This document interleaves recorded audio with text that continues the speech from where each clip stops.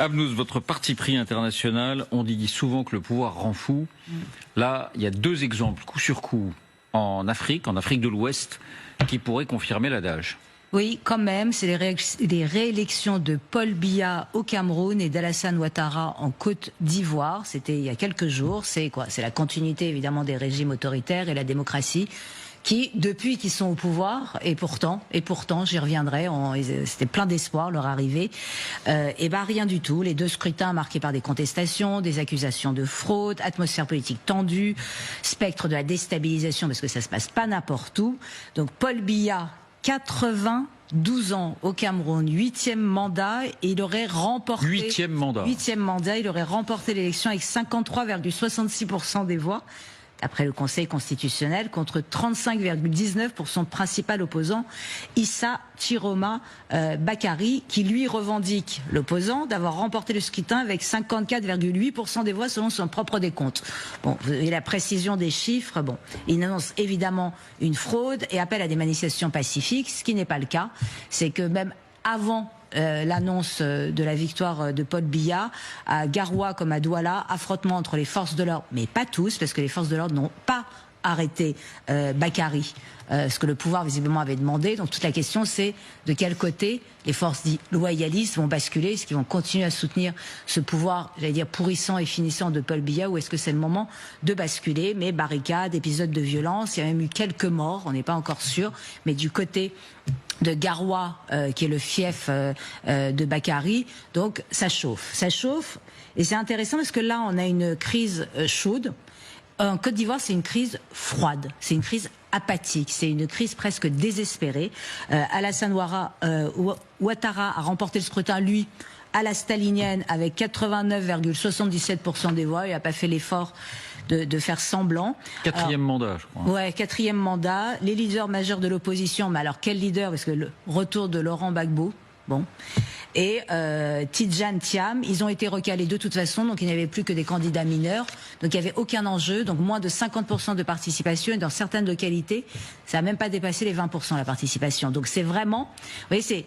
Les opposants parlent de coups d'état civil, de fraude, évidemment, c'est évident, mais c'est qu'il y a une espèce de vent de désespoir. C'est-à-dire que comme il n'y avait aucun enjeu dans l'élection, il y a un côté genre sourdine. Je sais pas est-ce que c'est la version chaude du Cameroun qui pourrait aboutir à quelque chose, mais quoi? Parce que voilà le problème, c'est que le Cameroun comme la Côte d'Ivoire sont entourés par ce qu'on appelle la ceinture de coups d'État. C'est toute une zone géographique qui va d'ouest en est en Afrique subsaharienne et qui a connu depuis août 2020 13 tentatives de coup d'État, dont 8 ont réussi. Donc je les rappelle rapidement, le Mali par 2 fois, la Guinée, le Soudan, le Tchad, qui a été un coup d'État, j'allais dire, dynastique, le Burkina Faso par 2 fois, le Niger et le Gabon.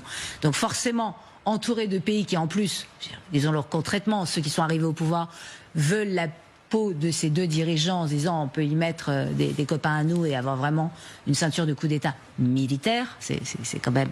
Donc il y a une déstabilisation possible, et moi quand je regardais, je ne pouvais pas m'empêcher de penser au passé. C'est qu'on oublie, parce que comme 92 ans, 8 mandats, 4 mandats, 83 ans, on a oublié qu'un jour ils ont été jeunes et qu'un jour ils ont représenté un espoir extraordinaire. Paul Biya, il est arrivé de manière constitutionnelle au pouvoir en 82, démission surprise d'Amadou Ahidjo, qui était le premier président camerounais, promesse de renouveau, slogan rigueur et moralisation. Ça me déprime rien que de dire. On va gérer la corruption, assainir la gestion publique, démocratiser le pays, instaurer une gouvernance vertueuse, tout va bien. Seulement, il se passe 18 mois après son accès au pouvoir, en avril 82, un coup d'État. Et il est sorti, Paul Biya, qui était vraiment, j'allais dire, un jeune homme plein de promesses, et je pense qu'il croyait vraiment ce qu'il disait, totalement traumatisé par ce coup d'État. C'est la garde républicaine qui l'avait fomenté, et l'armée lui est restée loyale, donc il a réussi à s'en sortir, mais il est devenu parano, méfiant, et il a décidé que tant pis pour la bonne gestion, il faut que je n'ai plus que des loyaux autour de moi. Et quand on commence à mettre un pied là-dedans, on institutionnalise la corruption. C'est qu'on a tellement peur que ça recommence, que j'allais dire, c'est presque foutu. Le résultat, c'est une inversion des valeurs totales, corruption systémique, qui est estimée à 40% des dépenses de l'État. Vous vous rendez compte? Donc voilà. Et Alassane Ouattara. C'est quand même quelqu'un formé aux États-Unis, doctorat en économie à l'université de Pennsylvanie en 72. C'est le technocrate international parfait. Il a effectué l'essentiel de sa carrière entre le FMI et la Banque centrale des États de l'Afrique de l'Ouest. C'est le président Félix Houphouët-Boigny qui l'appelle, qui en fait en 90 le premier ministre, poste qui n'existait pas de Côte d'Ivoire. Il assainit les finances publiques, il fait du bon job. C'est dur, c'est brutal, mais ça fonctionne. Et il est viré de la succession d'Houphouët-Boigny. Il revient, enfin. Alors, il rétente en 99, mais il n'est pas assez ivoirien. Il y a la loi sur l'ivoirité. Son père est un peu burkinabé, donc ça craint. Donc, on le vire. Et il accède finalement au pouvoir en 2011, après 5 mois de guerre civile et au minimum 3248 morts, et après l'intervention militaire de l'ONU et de la force française Licorne, qui ont bombardé en gros les Gbagbo, Laurent Gbagbo, qui refusait de reconnaître sa défaite, et ses soutiens. Et depuis, il est resté là. Depuis, c'est scandale. Opacité sur scandale, et quand je parle de scandale financier massif, c'est du lourd.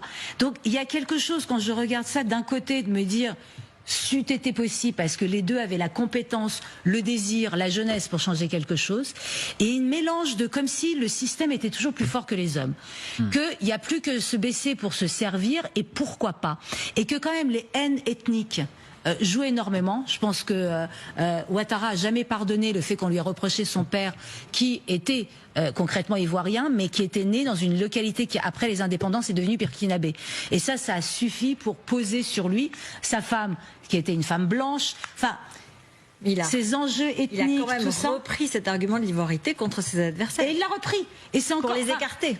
Voilà. Et c'est ça que je trouve dramatique, c'est que c'est les espoirs déçus et le fait que peut-être que ce qui attend ces deux pays qui devraient être des grands pays, eh bien, c'est peut-être un nouveau coup d'État qui renforcera cette ceinture de coup d'État d'ouest en est de l'Afrique subsaharienne. Et la Côte d'Ivoire, c'est la puissance économique régionale. Et parce qu'il y a de quoi. Merci à vous trois pour ces partis pris. Merci à vous de nous avoir suivis et bon